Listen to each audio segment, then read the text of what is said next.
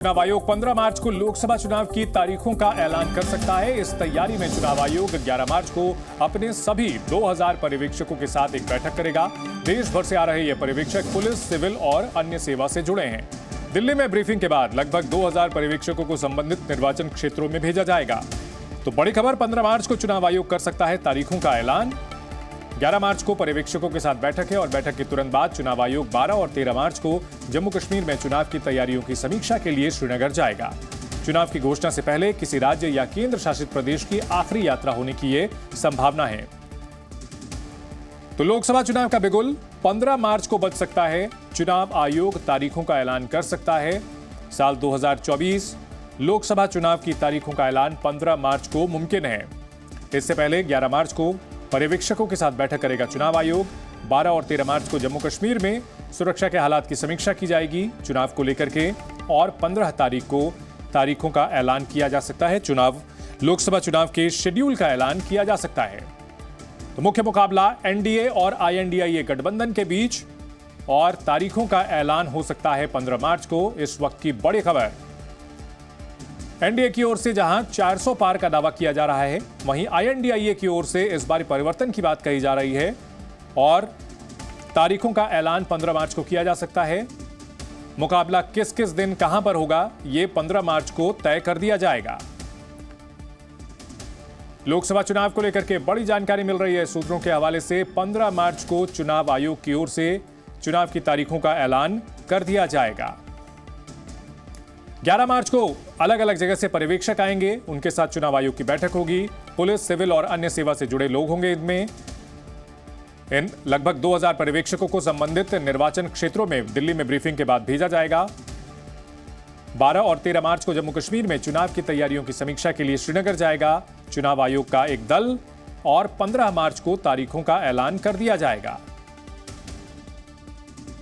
तो दोनों ही तरफ से, दोनों ही गठबंधन की ओर से कमर कस ली गई है, और इन सब के बीच चुनाव आयोग ने भी अपनी तैयारियां लगभग पूरी कर ली हैं, और 15 मार्च को उन तारीखों का ऐलान कर दिया जाएगा जिसमें चुनाव कराए जाएंगे।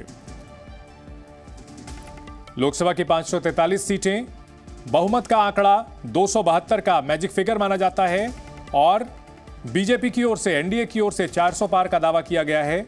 वहीं आईएनडीआईए ने भी अपना कुनबा बना करके एनडीए का विजय रथ रोकने की तैयारी की है। और किन दिनों में होगी चुनावी जंग, उसका ऐलान 15 मार्च को किया जा सकता है। लोकसभा चुनाव की तारीखों का ऐलान किया जा सकता है।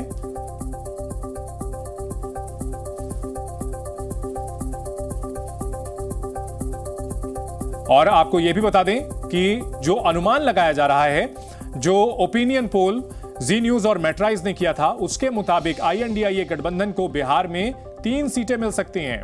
2019 की अगर बात की जाए तो जो आंकड़े रहे थे, बीजेपी ने तब 303 सीटें हासिल की थी, 22 करोड़ से ज्यादा वोट हासिल किए थे, 37.70%, और कांग्रेस को महज 52 सीटें मिली थी। बेहद खराब प्रदर्शन रहा था।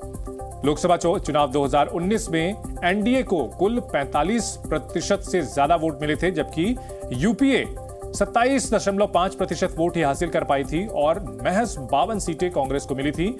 हालांकि 2014 की 44 सीटों से आंकड़ा 8 सीटों का बढ़ा जरूर था, लेकिन फिर भी बेहद खराब प्रदर्शन, और मुकाबला बीजेपी से था जिसने 300 से ज्यादा सीटें 2019 में हासिल की थी। तब राहुल गांधी के नेतृत्व क्षमता पर भी सवाल उठे थे। उनके अध्यक्ष रहते पार्टी ने चुनाव लड़ा था, और राहुल गांधी ने इसके बाद अध्यक्ष पद भी छोड़ दिया था।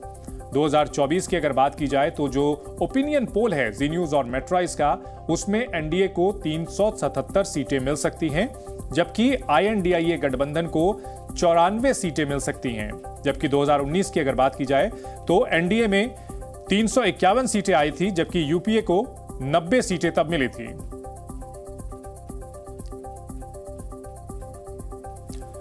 और हमारे दो सहयोगी इस बड़ी खबर पर जुड़ चुके हैं। बिहार से हमारे साथ प्रशांत जुड़ रहे हैं, मुंबई से नीलेश हमारे साथ जुड़ रहे हैं। प्रशांत, अगर बात की जाए लोकसभा चुनाव की तैयारियों की, तो किस तरह की तैयारियां प्रदेश में नजर आती हैं चुनाव आयोग की तरफ से, और राजनीतिक पार्टियों की किस तरह की तैयारियां दिखती हैं दोनों ही खेमों की? देखिए चंदन, अभी चुनाव की तैयारियों को लेकर के थोड़े दिन पहले ही चुनाव आयोग की टीम यहाँ खुद मुख्य चुनाव आयुक्त भी पहुंचे थे, और उन्होंने बिहार झारखंड के 54 सीटों को लेकर के तैयारियों का जायजा लिया था। इसमें तमाम जिलों के डीएम को बुलाया गया था और जो यहाँ पर वोटर कार्य हैं वो तमाम का उन्होंने निरीक्षण किया था। साथ में ये भी कहा था कि तैयारी पूरी हो जानी चाहिए। आपको मैं बताऊं कि बिहार के तमाम जो 40 जिले हैं, इन 40 जिलों में लगभग ईवीएम को लाया गया है और ईवीएम को जांच परख कर ली गई है और ये तैयारियां पूरी तरह से मुकम्मल कर ली गई है और ये किसी भी क्षण जब भी चुनाव का अनाउंसमेंट होगा उसके बाद से यहाँ के जो जिला प्रशासन के लोग हैं वो पूरी तैयारी के साथ जुटे हुए हैं। दूसरी तरफ आपको बताएं कि जो यहाँ पर इंडी गठबंधन है और एनडीए है, इनकी भी पूरी तैयारियां हैं। लगातार रैलियों का जोर चल रहा है। आपने देखा ही होगा कि पिछले दिनों प्रधानमंत्री भी बिहार में 2 जगहों पर आए थे। आज अमित शाह आ रहे हैं। इससे पहले यहाँ पर आपको जेपी नड्डा भी आ चुके हैं, राजनाथ सिंह आ चुके हैं और साथ में फाइनेंस मिनिस्टर वो भी यहाँ पर छपरा सारण के दौरे पर आई हुई थी। और कुल मिला के कहा जाए कि एनडीए की तरफ से जिस तरह की तैयारियां हैं उसी तरह से जो इंडी गठबंधन है तो खुद तेजस्वी यादव ने यहाँ कमान संभाल रखी है और लगातार वो भी दौरे बिल्कुल। तो बिहार में जबरदस्त सियासी घमासान होने की उम्मीद की जा रही है। प्रशांत, दोनों ही खेमे पूरी तरह से तैयार नजर आते हैं। अगर बात की जाए महाराष्ट्र की तो नीलेश, वहां पर चुनाव आयोग की किस तरह की तैयारियां दिखती हैं और दोनों जो गठबंधन है और उनकी किस तरह की तैयारियां हैं?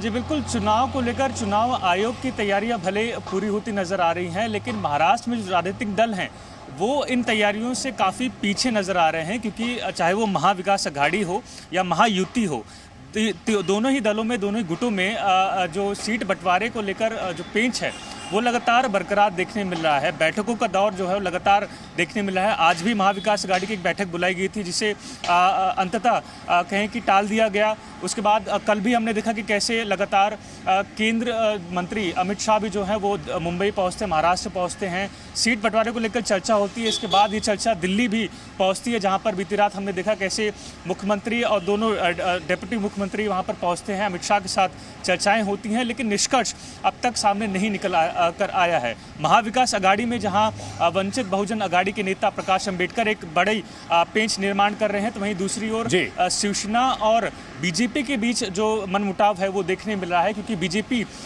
जो सूत्र दावा करते हैं कि 30 से ज्यादा सीटों पर अपने प्रत्याशी उतारने को बात कर रही है, लेकिन शिवसेना इससे काफी हद तक नाराज नजर आ रही है। देखना होगा कि जो ये बड़ी पार्टियां हैं, जो बड़े दल हैं, क्योंकि अब हमें पहली बार होगा जहां पर एक नाम से 2 पार्टियां हमें देखने मिली हैं। शिवसेना 2 हो चुकी है, एनसीपी 2 हो चुकी है, तो ऐसे में जो संघर्ष है वो काफी ज्यादा देखने मिल रहा है महाराष्ट्र। ठीक है, निश्चित तौर पर महाराष्ट्र में जो है अभी भी दोनों ही गठबंधन माथापच्ची कर रहे हैं। इन सबके बीच ब्रह्मप्रकाश दुबे हमारे साथ जुड़ चुके हैं। ब्रह्मप्रकाश, माना जाए 15 तारीख को चुनाव आयोग की ओर से ऐलान कर दिया जाएगा चुनाव की तारीखों का, और क्या जानकारी है इस बारे में?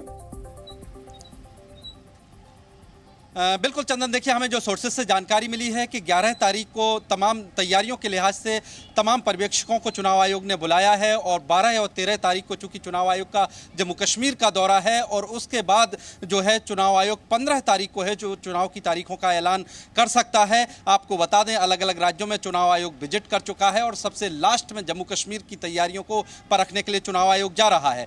11 तारीख को जो पर्यवेक्षक तमाम देश भर से बुलाए गए हैं, 2000 से ज़्यादा पर्यवेक्षक हैं, चुनावी तैयारियों के लिहाज से तो अंतिम रूप देगा चुनाव आयोग लोकसभा चुनाव की क्या क्या तैयारियां करना है, किस स्टेट वाइज कितने पर्यवेक्षक और सारा जो कैलकुलेशन चुनाव आयोग ने किया है उस लिहाज से कैसे डिप्लॉय करना है। क्योंकि आपको बता दें चंदन, कल ही होम सेक्रेटरी के साथ चुनाव आयोग की बैठक हुई थी जिसमें रेलवे के भी अधिकारी थे, जिसमें जो फोर्स का मूवमेंट होता है, डिप्लॉयमेंट होता है, तो कैसे क्या मूवमेंट करना है, तो उसको लेकर भी कल बैठक हो चुकी है, अंतिम रूप दिया जा चुका है। अब सिर्फ पर्यवेक्षकों के साथ बैठक के बाद जम्मू कश्मीर का दौरा हो जाएगा, उसके बाद चुनाव आयोग चुनाव की तारीखों का अनाउंसमेंट करेगा। चंद्र जी। Zee News।